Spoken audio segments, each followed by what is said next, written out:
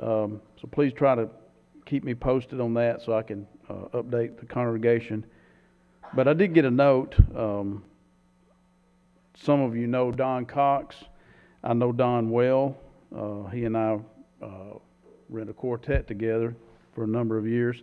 Anyway, I just got this note that he was taken to Vanderbilt today. He's in critical condition. He's had Crohn's disease for as long as I can remember. He's a member at Chase Park, not doing very well at all. So let's remember Don Cox, please, in our prayer tonight.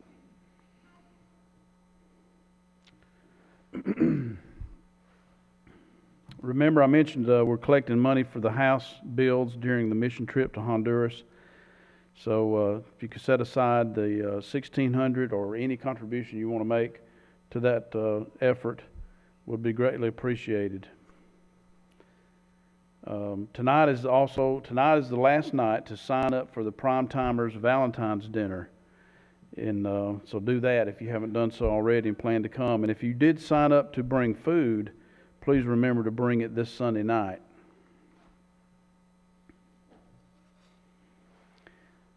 Also, I mentioned that a basket shower is being prepared for Kelsey Thompson Smith and Jason Smith for their expecting a girl. So remember to participate in that if you can. Steve?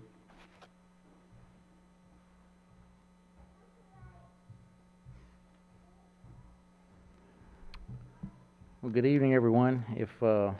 If you were in the auditorium class, we were discussing essentially, am I doing enough? And enough for what? Well, that's a good question. I am a worrier. I don't like worrying about things, but that's what I do. I worry about them to the point to where I don't like worrying, so I just go knock them out. And you know what? If I go knock them out, I don't have to worry about it no more. And that lets me worry about the next thing, which makes someone highly productive. Well, there's no doubt. You want something done, ask the busiest person you know. Don't ask the person with all the free time. The reason he's got a free time because he don't do nothing.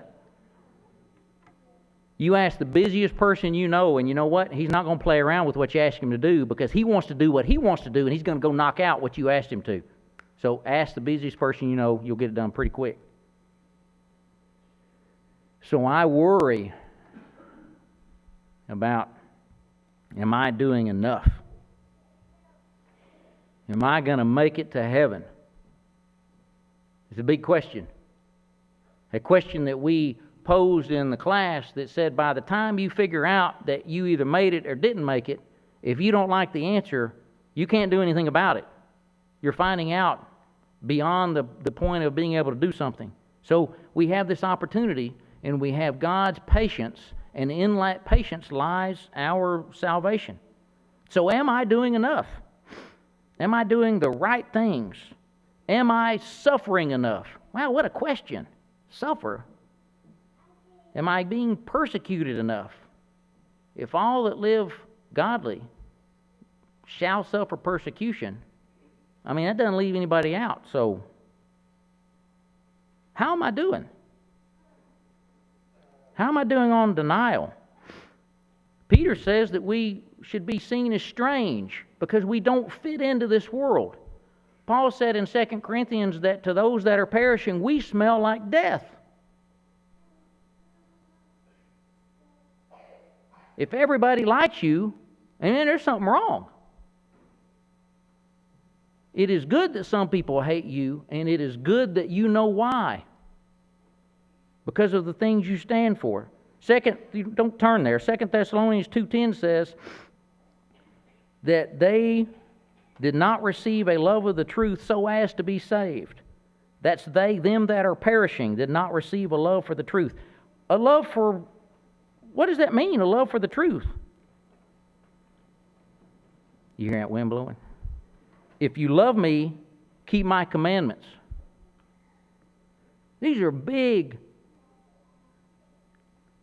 words that Jesus himself told us that are subjective.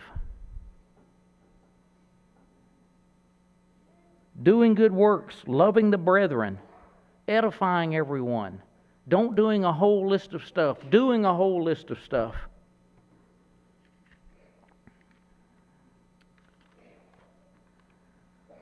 The only conclusion that I came to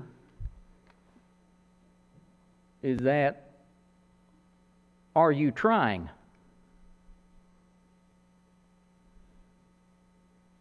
That's really what walking in the light really is.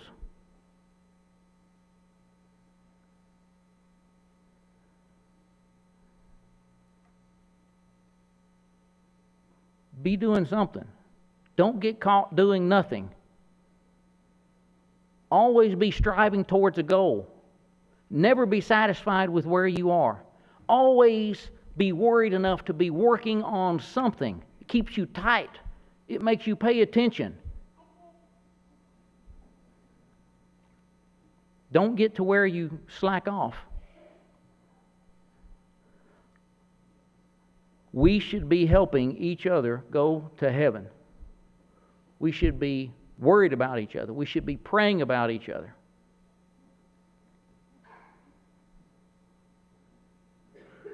The people here tonight more than likely have obeyed the gospel. If you haven't, there is no better time than doing that right now, because you are here and that opportunity is right in front of you. If you are here and you have let something slip, or you're not trying as hard as you want to, and you feel it's public and you need to come down and explain it to everyone, that's fine. If you can do that at your seat, that's fine too. But reconcile yourself with God, whether it be obeying the gospel for the first time or reaffirming your initial decision. As Brother Kerry comes, please consider. When we walk with the Lord in the light of His word, one more day sheds on our way, while we do His good will, He abides with us still, and with all who will trust and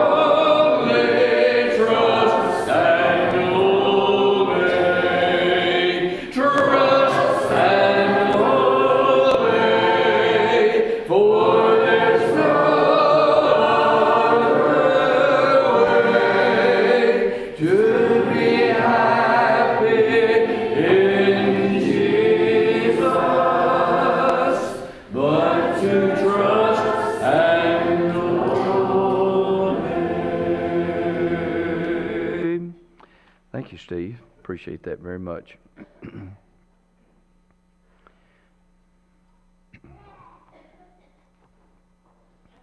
$317,317. I'll live on. We'll sing this concerning the home that we're looking for and pressing toward. Do the first and the last stanzas of this, please.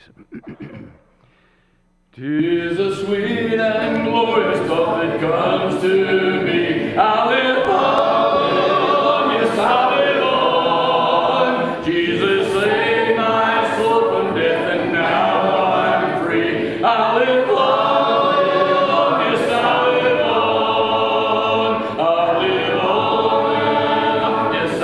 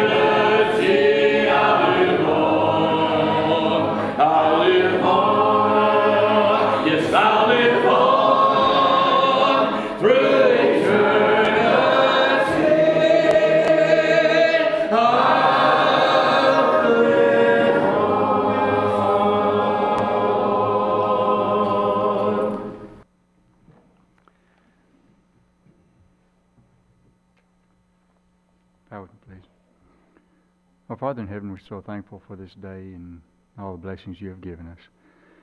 We ask, Father, that if there are those here that are not here by choice, that you'll give us the opportunity to be a good example to them, and so they'll be wanting to be here with us. We ask, Father, that you'll be with those that are sick and unable to be with us, that they can regain a portion of their health and be with us once again. Ask your guide, guard, and direct us as we go home tonight, and be with us. In Christ's name we pray. Amen.